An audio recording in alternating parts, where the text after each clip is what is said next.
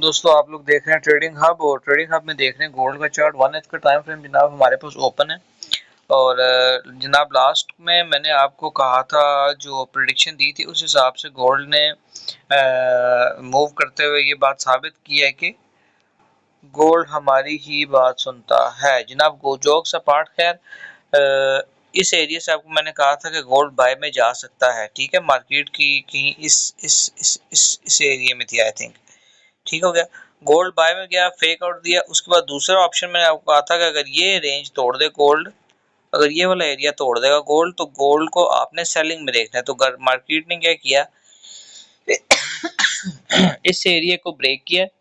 Break करने के बाद ये इस एरिया पे रीटेस्ट किया और सेलिंग में कम से कम भी 100-150 पिप्स प्लस सेल हुआ है। ठीक हो गया, अगर इस एरिया के ब्रेक का भी वेट करते हैं आप बाद में, तो भी आप एक अच्छी एंट्री पकड़ सकते थे। खैर, ये होगी पिछली बात।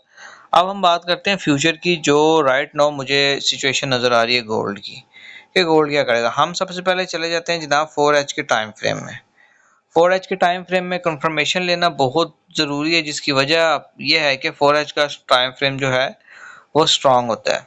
ठीक हो गया, 4H के टाइम फ्रेम में जो है ये ट्रेंड ऑलमोस्ट तकरीबन बाय का ट्रेंड है, जो आप लोग को एक चीज़ वाज़िह सामने नज़र आ रही है।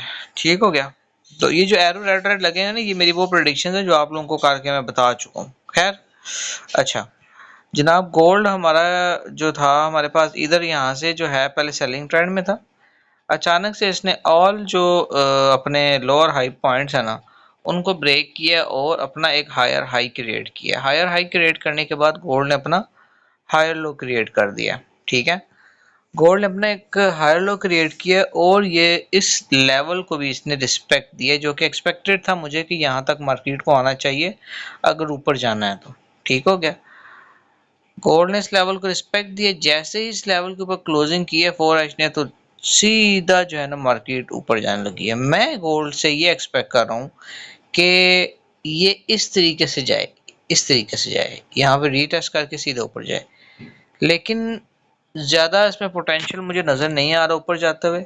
लेकिन हम दोनों चीज़ें रख लेते हैं कि अभी राइट नाउ जो है ये नो ट्रेडिंग जोन के ऊपर है। ठीक है, इसको राइट नाउ जो है इसके ऊपर हम ट्रेड नहीं की जा सकती, क्योंकि ये बाय और सेल दोनों एक घिच मिच की कंडीशन में गोल्ड पड़ा हुआ है। ठीक हो गया, हम ये वक्ती तौर की जो लाइन्स है ये डिलीट करते हैं और आपके सामने दोबारा लगाने की कोशिश करते हैं। अच्छा, सिचुएशन ये है कि गोल्ड ने जो है जो मूव दी है वो अपसाइड तो दी है सुबह सुबह, बट ये नीचे जाने की कंडीशन भी हो सकती है।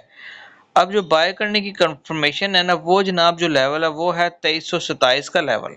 ठीक है, इसको ब्रेक करके रीटेस्ट करता है तो ही हम बाय में बैठेंगे। ठीक है, और वो भी 4H के कैंडल में ब्रेक एंड रीटेस्ट करना जरूरी है।